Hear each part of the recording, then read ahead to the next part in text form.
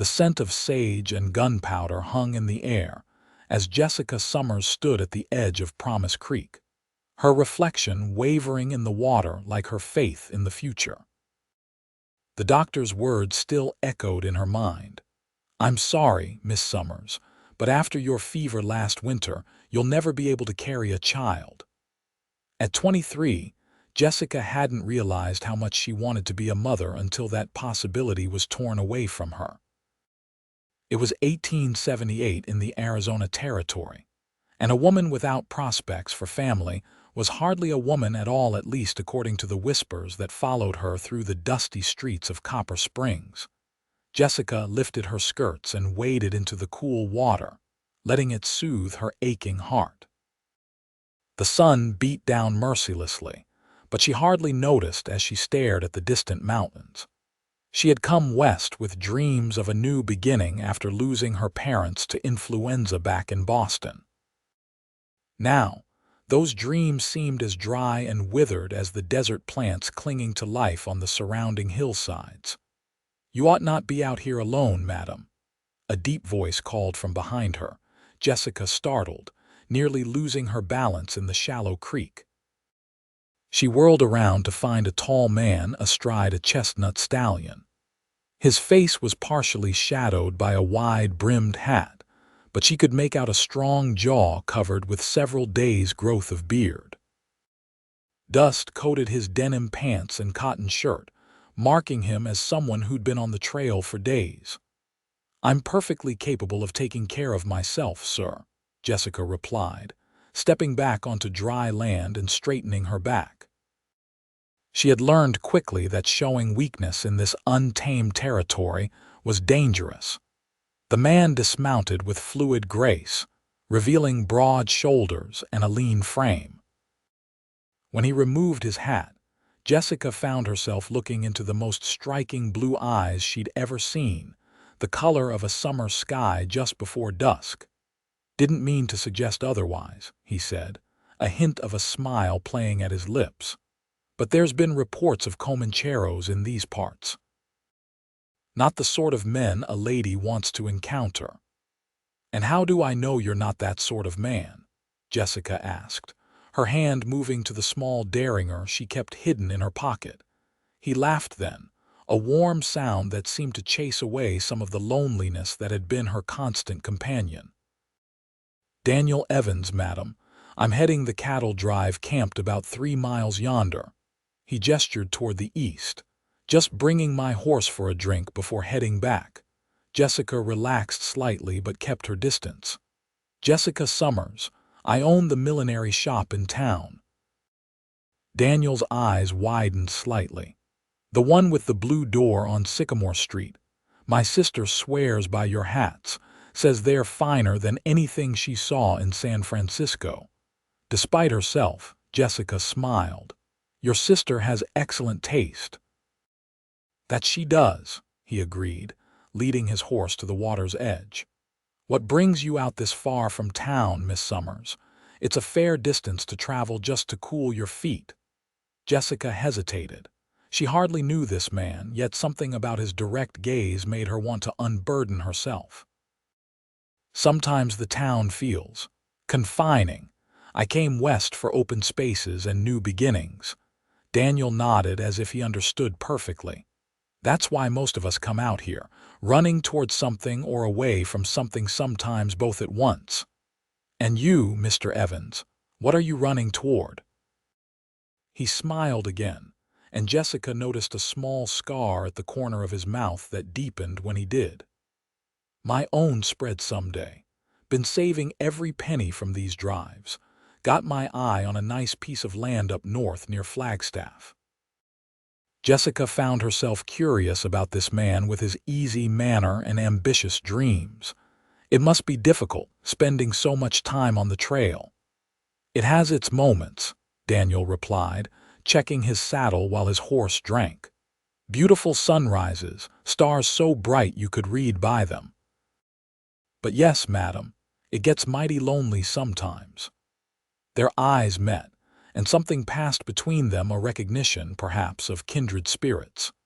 Jessica looked away first, suddenly aware of how unkempt she must appear with her hair coming loose from its pins and her hem damp from the creek. "I should be getting back," she said, gathering her shawl around her shoulders. "It'll be dark soon." Daniel stepped forward, concern etching his features. "You didn't ride out here, did you? I don't see a horse." "I walked. It's only a mile or so." He shook his head. "Please allow me to escort you back to town, Miss Summers. I wouldn't feel right letting you walk alone with night coming on." Jessica hesitated, considering her options. The thought of walking back alone suddenly seemed less appealing than it had an hour ago. "That's very kind, Mr. Evans, but I wouldn't want to impose." "No imposition at all," he said, already adjusting his stirrups. "I need supplies from town anyway. Was planning to go tomorrow, but today works just as well." Before she could protest further, Daniel had mounted his horse and extended his hand down to her. "If you don't mind riding double, that is." Jessica looked at his outstretched hand and made a decision.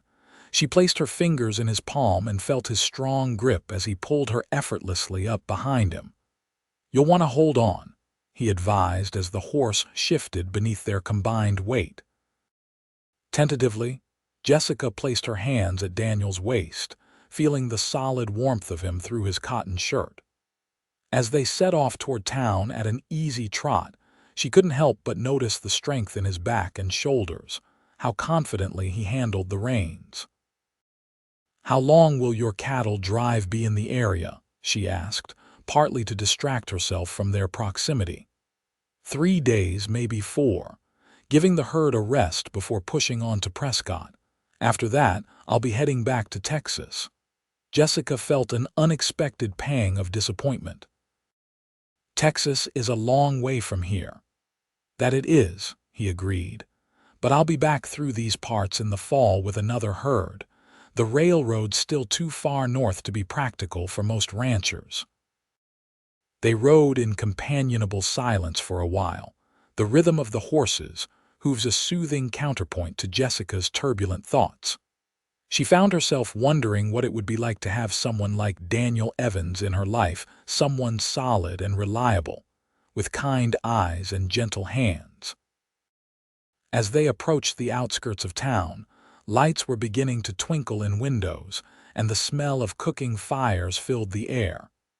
Daniel slowed the horse to a walk as they reached the main street. "Where would you like me to take you, Miss Summers?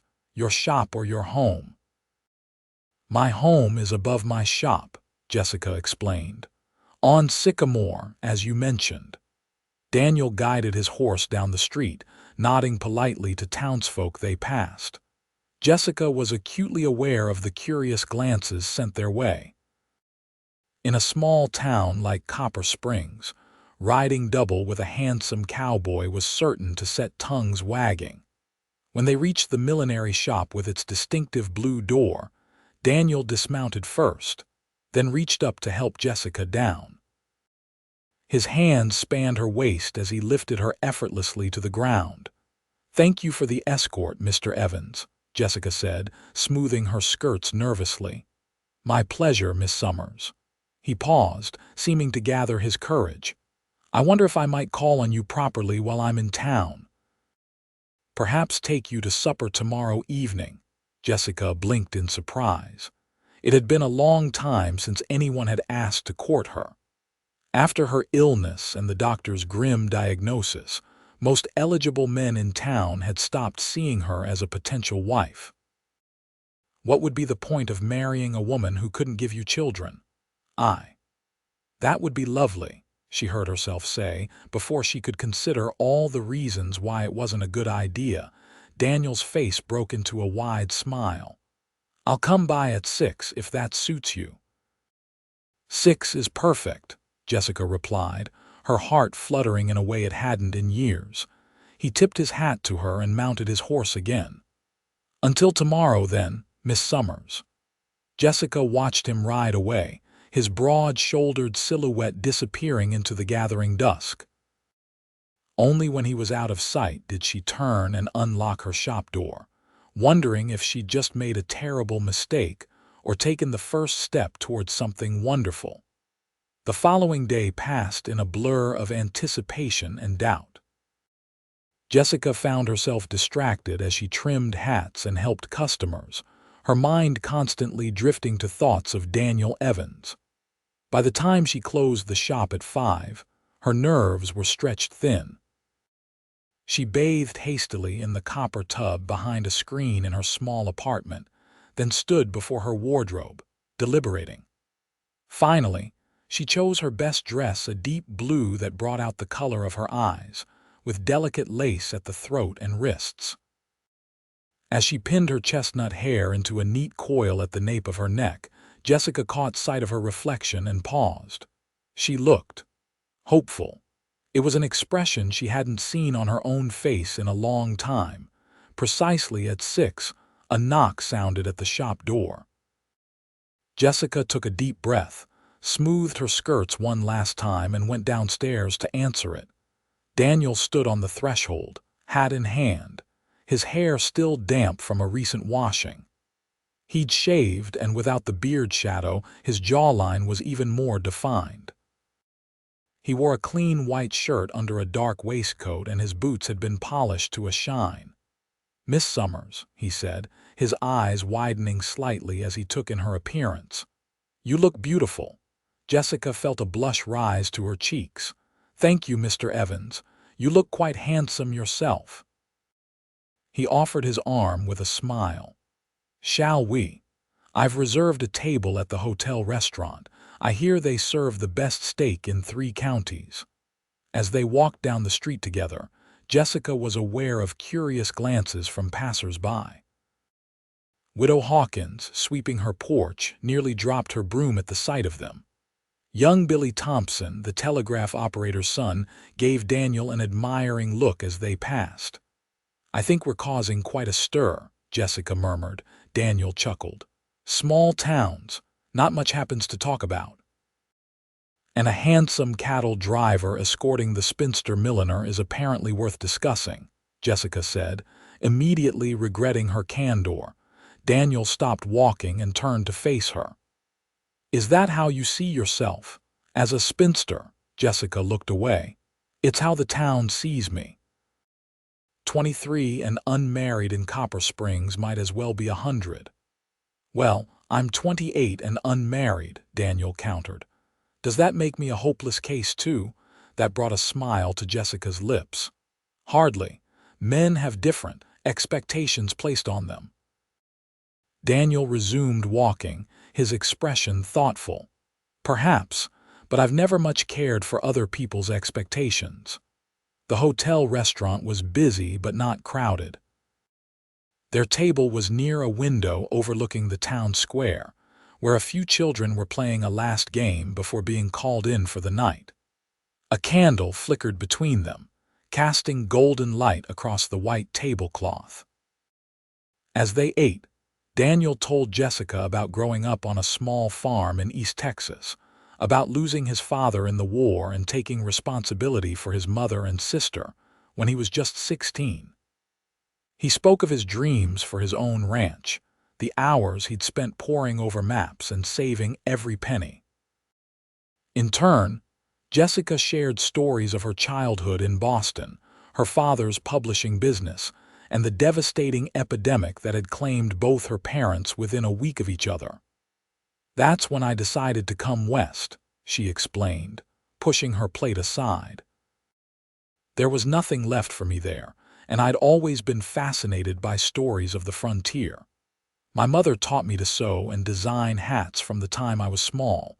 It seemed a practical way to make a living." "It was brave, coming all this way alone," Daniel said, admiration clear in his voice. Jessica shrugged. "Or foolish. Sometimes I'm not sure which." "Brave," Daniel insisted. "Definitely brave." As the evening wore on, Jessica found herself relaxing in Daniel's company. He was an attentive listener, asking thoughtful questions and seeming genuinely interested in her answers. By the time they finished their coffee, she felt as if she'd known him for years rather than a day. "Would you like to take a walk before I escort you home?" Daniel asked as they left the restaurant. "It's a beautiful evening. Indeed it was. The sky was a canopy of stars, the air cool but not cold, fragrant with desert blooms that only released their scent after sunset. "I'd like that," Jessica replied. They strolled toward the town square where a small gazebo stood in the center. The night was quiet except for the distant piano music drifting from the saloon and the occasional burst of laughter. "May I ask you something, Miss Summers?" Daniel said as they reached the gazebo steps. "Of course. Why were you really at the creek yesterday? You seemed troubled." Jessica hesitated, then decided on honesty. "I'd just come from seeing Dr. Matthews. He confirmed what another doctor told me last year." She took a deep breath. "After the fever I had, I won't be able to have children. The scarring was too severe." Daniel was silent for a long moment. "I'm sorry," he finally said, his voice gentle. "I can see that hurts you deeply." "It does," Jessica admitted. "Not just for the children I'll never have, but for the life I always imagined. In a place like this, a woman's value is largely in her ability to be a wife and mother. Without that—" "That's nonsense," Daniel said firmly. "Your value isn't determined by whether you can bear children." Jessica gave him a sad smile. "That's a kind thing to say, but we both know it's not how the world works. What man wants a wife who can't give him sons to inherit his name and work his land?" Daniel's expression grew serious. "A man who loves a woman for herself, not for what she can give him." The conviction in his voice made Jessica's heart skip a beat. "Do such men exist, Mr. Evans?" "I'm standing right in front of you, aren't I?" he said softly. Jessica looked up at him, searching his face for any sign of insincerity. Instead, she saw only warmth and something that might have been the beginning of affection. "You hardly know me," she whispered. "I'd like to change that," Daniel replied, taking a step closer. "Very much." In the silver moonlight, with stars overhead and the scent of night-blooming jasmine in the air, Jessica felt something shift inside her, a wall beginning to crumble, a door opening to possibilities she'd thought forever closed. "I'd like that too," she admitted. Daniel smiled, and then, with infinite gentleness, he leaned down and pressed his lips to hers. The kiss was brief but tender, a promise rather than a demand. When he pulled back, Jessica felt breathless, her heart pounding in her chest. No man had ever kissed her with such reverence before. "I should take you home," Daniel said, offering his arm once more. They walked back to her shop in comfortable silence, each lost in their own thoughts. At her door, Daniel took her hand and raised it to his lips. "May I see you again tomorrow?" he asked. "Yes," Jessica replied without hesitation. "I close the shop at 5. "I'll be here at 5:01, he promised with a smile. Jessica watched him walk away, his tall figure silhouetted against the night sky. Only when he turned the corner did she go inside, touching her fingers to her lips where she could still feel the warmth of his kiss.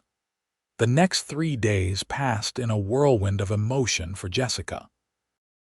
Each evening, Daniel would arrive at her shop just as she was closing, sometimes with wildflowers gathered from the prairie, once with a book of poetry he'd purchased from the general store.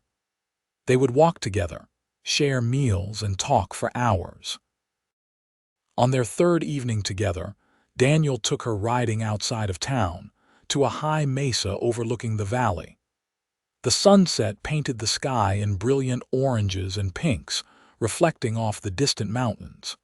"It's breathtaking," Jessica said, gazing at the panorama before them. "Yes, it is," Daniel replied, though when she turned to look at him, he was watching her, not the sunset. Jessica blushed under his intense gaze. "You're leaving tomorrow," she said, the words catching in her throat. Daniel nodded, his expression growing serious. "The herd needs to move on." "But I meant what I said before. I'll be back through Copper Springs in the fall." 3 months is a long time," Jessica said, trying to keep the disappointment from her voice. Daniel took her hands in his. Not so very long, and I was hoping. That is, I wanted to ask if I might write to you while I'm gone. I'd like that very much, Jessica replied, her heart lightening. And when I return, Daniel continued, I was hoping you might consider coming with me to see the land near Flagstaff. It's beautiful country, pine forests and meadows, nothing like this desert. There's a creek that runs clear year-round, and in the spring, wildflowers carpet the ground. Jessica's breath caught. Are you asking me to? I'm asking if you might consider a future with me, Daniel said, his blue eyes earnest. I know it's sudden. I know we've only just met.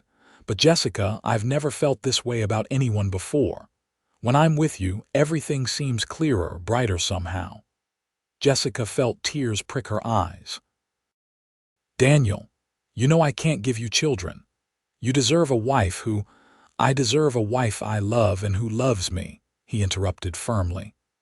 Children or no children, besides, there are always children who need homes. My own sister was adopted after her parents died in a cholera outbreak. Jessica hadn't considered that possibility. You would want to adopt, Daniel shrugged. If that's what we decided together, yes, but that's getting ahead of ourselves. He raised her hand to his lips. For now, I'm just asking if you'll let me court you properly when I return. If you'll consider the possibility of us. Jessica looked into his eyes and saw sincerity, hope, and something deeper that made her heart race. Yes, she whispered. I will. His smile was like sunrise breaking over the mountains. Slowly, he leaned toward her, giving her time to pull away if she wished. Instead, Jessica closed the distance between them, pressing her lips to his. Unlike their first kiss, this one deepened, his arms encircling her waist as she wound hers around his neck. When they finally parted, both were breathless, their foreheads touching as they held each other close. I'll come back to you, Daniel promised. You have my word. The following morning, Jessica stood at the edge of town, watching as Daniel and the other drovers moved the cattle out. He spotted her and rode over, tipping his hat with a smile that warmed her from the inside out. Don't forget to write, she said, trying to memorize every detail of his face. First chance I get, he promised. He reached down and took her hand one last time. Take care of yourself, Jessica Summers. And you, Daniel Evans. With a final squeeze of her hand, he rejoined the drive, occasionally looking back until the distance and dust obscured him from view. The weeks that followed were both agonizing and sweet for Jessica. True to his word, Daniel wrote regularly long, thoughtful letters that arrived every 2 weeks or so. He described the trail, the towns they passed through, the characters among the other drovers. He wrote of his hopes for the future, his plans for the land he intended to purchase, and, increasingly, his feelings for her. I find myself thinking of you at the strangest moments, one letter read. Yesterday, we were crossing a stream, and I saw a flash of blue in the water, a kingfisher diving for its breakfast. The color reminded me of your eyes when you laugh, and I realized I would trade all the gold in California just to see that look again. Jessica kept every letter in a special box, reading and rereading them until the paper grew soft at the folds. She wrote back just as faithfully, sharing the small events of her days, her dreams, and gradually, her deepening feelings for him. Summer faded into early autumn. The leaves on the cottonwoods along the creek turned golden, and the mornings grew crisp. Jessica found herself counting the days until Daniel's expected return, alternating between excitement and anxiety. What if his feelings had changed? What if hers had been built on nothing more than a brief infatuation? But when she unfolded his letters, her doubts would fade. The Daniel who wrote to her was the same man she had come to care for, so deeply thoughtful, kind, and increasingly dear to her heart. It was the first week of October when Jessica heard the news. A cattle drive was approaching from the south. She tried to contain her excitement as she served customers in her shop, but by closing time, she could hardly stand the anticipation. She was just locking up when she heard the sound of hoofbeats on the street outside.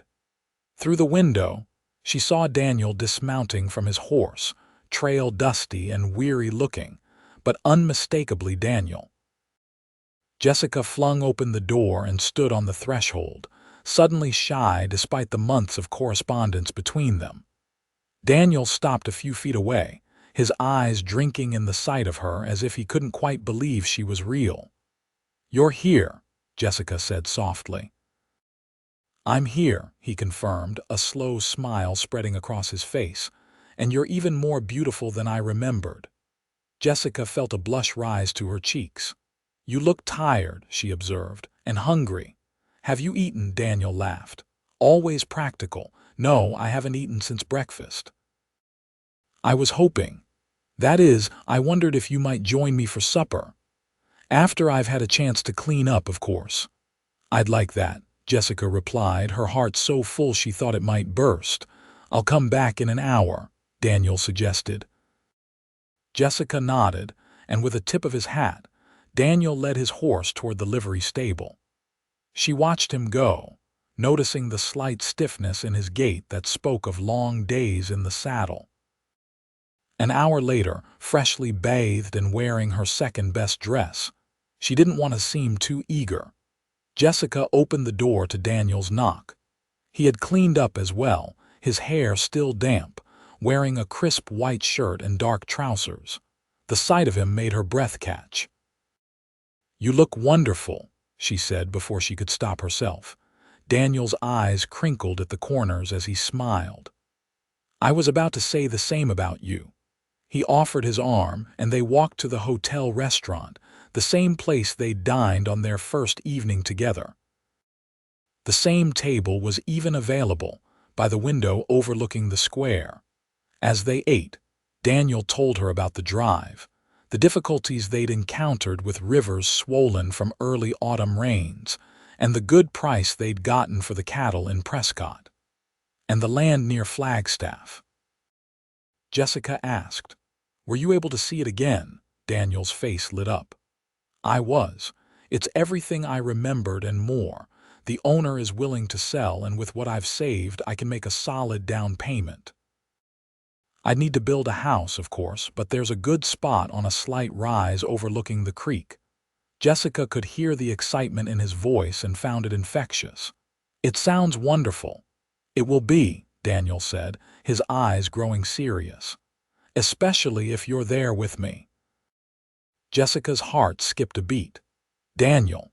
He reached across the table and took her hand. "I know it's soon. I know we've only spent a few days in each other's company, but these past months, your letters, I feel like I know you better than anyone I've ever met. You've become so important to me, Jessica." "And you to me," she admitted softly. "Then say you'll marry me," Daniel said, his voice low and earnest. "Say you'll come with me to Flagstaff and build a life together." Jessica felt tears sting her eyes. "Are you certain, truly certain?" "Despite what I told you about children," Daniel squeezed her hand. "I've never been more certain of anything in my life. I love you, Jessica Summers. I want to spend my life with you, children or no children." The words she'd longed to hear, spoken with such conviction, broke something open inside Jessica. "I love you too," she whispered.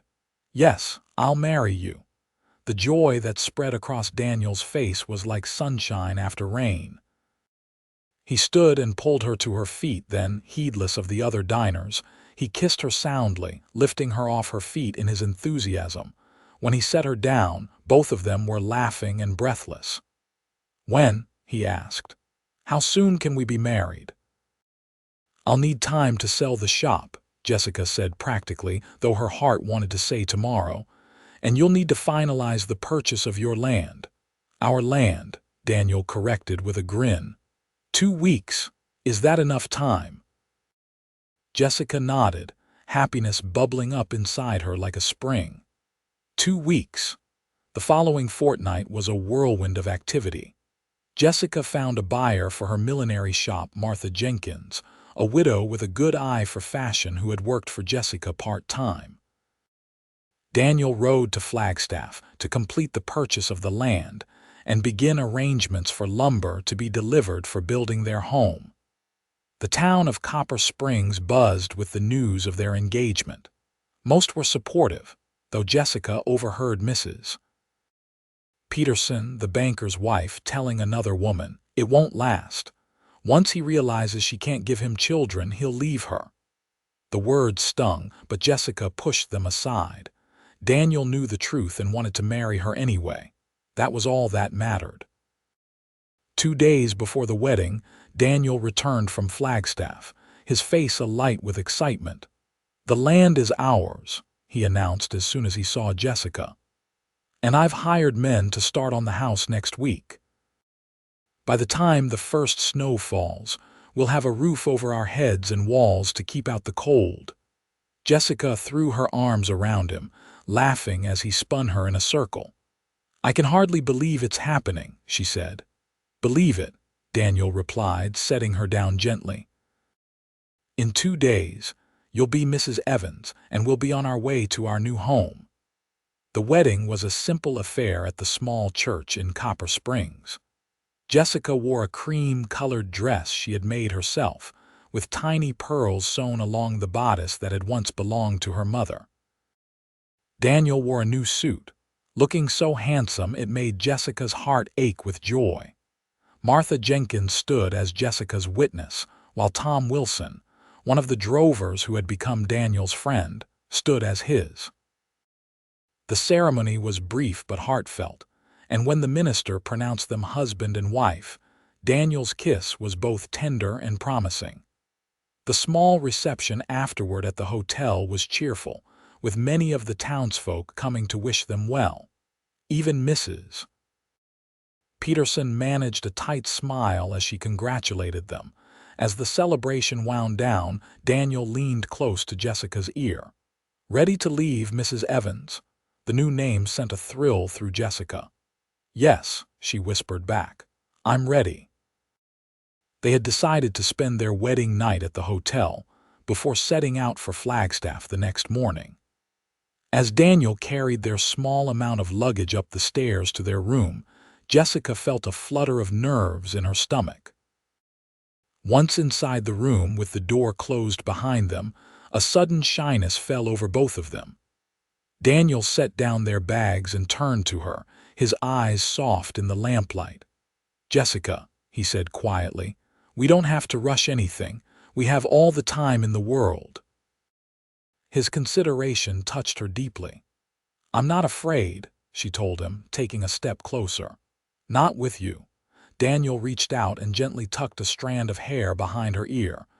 "You are the most beautiful thing I've ever seen," he murmured. Jessica's breath caught as he leaned down to kiss her, his lips gentle at first, then more insistent as she responded. His hands moved to the buttons at the back of her dress, his fingers deft as he undid them one by one. The night that followed was a revelation to Jessica.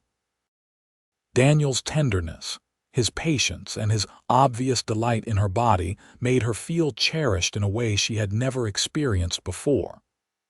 When they finally lay together in the aftermath, her head on his chest and his arms around her, Jessica felt a sense of peace and rightness that transcended words. "I love you," Daniel whispered into her hair. "My wife." "And I love you," Jessica replied, marveling at how quickly those words had become the truest thing she knew. "My husband." The journey to Flagstaff took 4 days by wagon. They traveled through changing landscapes from the desert around Copper Springs to higher elevations where junipers and pinyon pines dotted the hillsides, and finally into the cool pine forests near their destination. When they crested the final hill and Jessica saw their land for the first time, she gasped in delight. A clear creek meandered through a meadow surrounded by tall ponderosa pines. Wildflowers, though past their summer prime, still added touches of color to the golden grasses. "Oh, Daniel," she breathed, "it's beautiful." He squeezed her hand, his eyes on her face rather than the view. "Do you really like it?" "I love it," Jessica assured him. "It feels like home already." Daniel's smile could have lit up the darkest night. "Come on, let me show you where the house will be." He guided the wagon to a gentle rise overlooking the creek, where four corner stakes marked out a rectangle. "The foundation will go here," he explained, helping Jessica down from the wagon. "The front door will face east to catch the morning sun. The kitchen will be on the south side, with windows to let in light all day." As he described the home he envisioned, Jessica could see it taking shape in her mind, a solid, welcoming place where they would build their life together. "And here," Daniel said, leading her to the western edge of the staked area, "we'll have a wide porch where we can sit in the evenings and watch the sunset." Jessica leaned against him, feeling his arm circle her waist. "It sounds perfect." For the next few weeks, they lived in a tent while the foundation was laid and the frame of the house began to take shape. Despite the temporary accommodations, Jessica had never been happier. She cooked over an open fire, washed clothes in the creek, and spent hours watching Daniel work alongside the men he'd hired, his skin bronzing in the autumn sun. By November, the house had walls and a roof, though the interior was still rough. They moved in just as the first snow began to fall, celebrating with a simple meal cooked on their new stove, the first piece of furniture Daniel had insisted on installing. As winter settled over the land, they worked together to make their house a home. Daniel built furniture, a table, chairs, a bed frame, while Jessica sewed curtains and quilts. In the evenings, they would sit by the fire, sometimes reading aloud from one of the books they'd brought, sometimes just talking about their dreams for the future. One cold January night, as they lay wrapped in each other's arms under thick quilts, Daniel's hand moved to rest on Jessica's belly. "I wish you could see what I see when I look at you," he murmured. "What do you see?" Jessica asked, covering his hand with her own. "I see strength, courage. A heart big enough to love not just me, but the children who will someday find their way to us." He leaned down and pressed a kiss to her stomach through her nightgown. "This is where our family will begin, one way or another." Tears filled Jessica's eyes at the tenderness in his voice, the certainty. "Do you really believe that?" "With all my heart," Daniel replied, moving up to kiss her lips. "Our home will be filled with love and laughter, Jessica. I promise you that." Spring arrived with a riot of wildflowers carpeting the meadow around their house. Jessica planted a garden, delighting in the feel of rich soil between her fingers. Daniel built a small barn and corral, then purchased 2 milk cows and a half-dozen chickens from a neighboring farm. Their life together fell into pleasant rhythms, mornings spent on chores, afternoons often devoted to improving their home or land, evenings of quiet companionship. Daniel occasionally took short trips to nearby towns for supplies they couldn't produce themselves or to help neighbors with cattle drives, but he never stayed away longer than necessary. It was after one such trip in early summer that Jessica first noticed the change. She had been feeling unusually tired for several days, and certain foods that she normally enjoyed now turned her stomach. At first, she attributed it to a mild illness, but as the symptoms persisted, a different possibility began to form in her mind, one she hardly dared to consider. She said nothing to Daniel, not wanting to raise hopes that would only be crushed. But when her monthly cycle failed to appear for the second time, Jessica could no longer deny the signs. With trembling hands, she hitched their wagon and drove to the small town of Oak Ridge, 12 miles away, where there was a doctor. She gave her name as Mrs. Evans and described her symptoms, her heart pounding as Dr. Harrison examined her. "Well, Mrs. Evans," he said finally, a smile crinkling his kind face. "It appears you're about 3 months along. Congratulations." Jessica stared at him in disbelief. "That's not possible," she whispered. "I was told after my illness that I would never be able to carry a child, Doctor." Harrison raised his eyebrows. "Doctors can be wrong, my dear. It happens more often than we like to admit, but there's no doubt in my mind you're definitely with child." Jessica pressed her hands to her mouth, tears streaming down her face. "Are you certain? Absolutely certain?" "As certain as I can be," the doctor assured her. "Your body is showing all the signs of a healthy pregnancy." Jessica could hardly see the road on her drive home, her vision blurred with tears of joy. How could this be happening? The doctors had been so sure. Yet here she was, carrying a child, Daniel's child, beneath her heart. Daniel was in the barn when she returned, brushing down his horse after his own trip to town. He looked up with a smile as she appeared in the doorway, but his expression quickly changed to concern when he saw her tear-streaked face. "Jessica, what's wrong?" he asked, dropping the brush and hurrying to her side. She shook her head, unable to form words past the lump in her throat. Instead, she took his hand and placed it on her stomach, still flat, but now containing the miracle she had thought impossible. Daniel looked confused for a moment, then his eyes widened as understanding dawned. Jessica, are you saying you're pregnant?" she finally managed to whisper. "The doctor says I'm about 3 months along." Daniel's face went blank with shock, then transformed with a joy so radiant it nearly took Jessica's breath away. "But how, you said?" "I don't know," Jessica admitted. "Doctor Harrison says doctors can be wrong, but it's true, Daniel. We're going to have a baby." With a whoop of delight, Daniel lifted her off her feet, spinning her in a circle before setting her down carefully, suddenly mindful of her condition. "A baby," he repeated, his voice filled with wonder. "Our baby." He knelt before her, pressing his face to her stomach, his arms encircling her waist. "Hello in there," he murmured. "Your mama and papa can't wait to meet you." Jessica ran her fingers through his hair, her heart overflowing with happiness. "I never thought this would happen," she said softly. "I had accepted that we would build our family in other ways." Daniel looked up at her, his eyes shining with unshed tears. "Remember what I told you that night in January. This is where our family would begin." "I believed it then, and now it's coming true."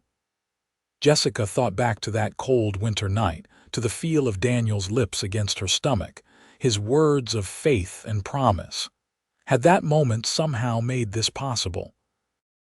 Had his love and belief somehow healed what the doctors had said was beyond repair?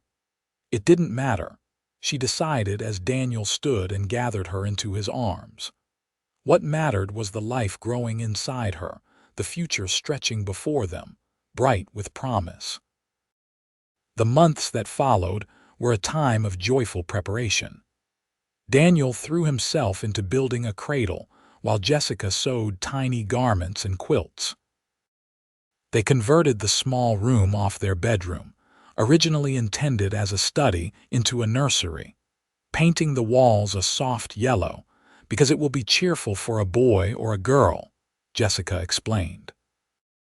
As her body changed, growing round with their child, Daniel's fascination and tenderness only increased. Each night, he would talk to her belly, telling stories or simply expressing his love for the baby within.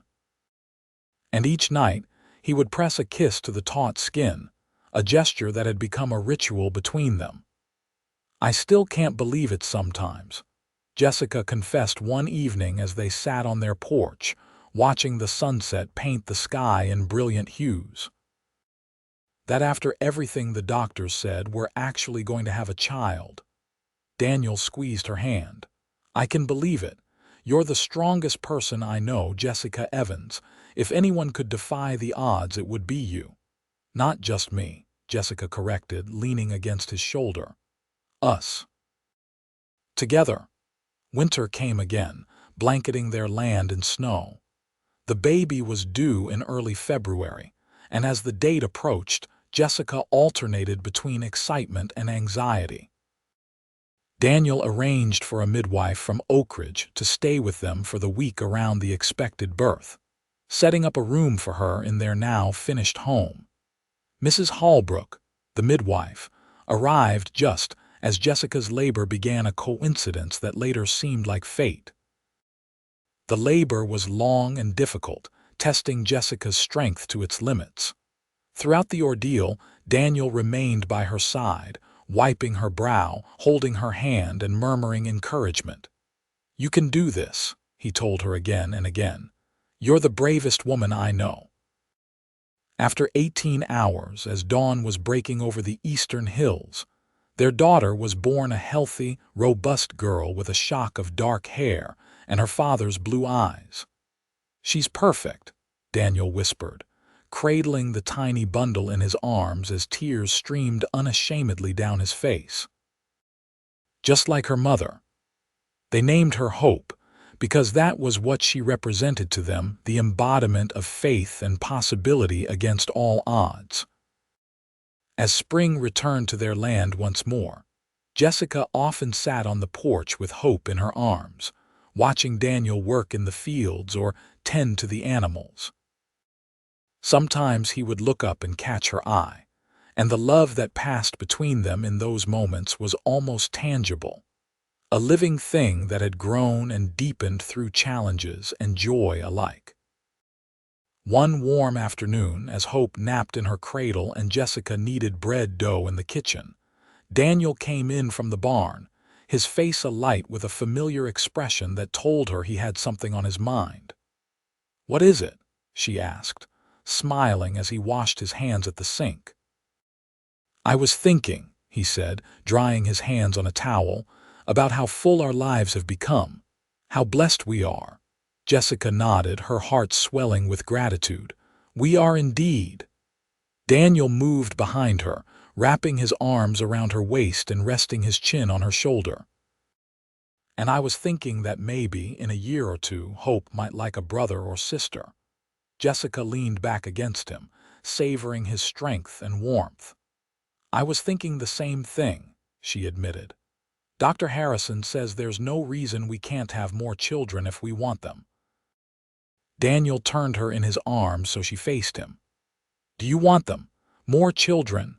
Jessica looked into his eyes, the same blue as their daughter's, and saw the future reflected there, a home filled with laughter and love, a family built on faith and perseverance. "Yes," she said simply. "I want them. With you, I want everything." Daniel's smile was tender as he leaned down to kiss her. "Then everything is what we'll have," he promised. And in the years that followed, that promise was fulfilled beyond even their most hopeful dreams. Hope was joined by a brother, Samuel, 2 years later, and then by twin girls, Emma and Elizabeth, the year after that. Their home expanded along with their family, with Daniel adding rooms as needed until it became the warm, bustling haven they had once only imagined. Sometimes, in quiet moments, Jessica would remember that day by Promise Creek, when she had stood alone with her broken dreams, believing her chance for motherhood was lost forever. And then she would look at her children, at the home she and Daniel had built together, and marvel at how life could transform sorrow into joy, despair into hope. In those moments, she would often feel Daniel's arms encircle her from behind, his lips pressing a kiss to her neck in a gesture that had never lost its power to make her heart race. "What are you thinking about, my love?" he would ask. And Jessica would turn in his embrace, meeting his gaze with a smile that held all the wonder and gratitude of their journey together. "I'm thinking about promises kept," she would reply, "and miracles that begin with a kiss."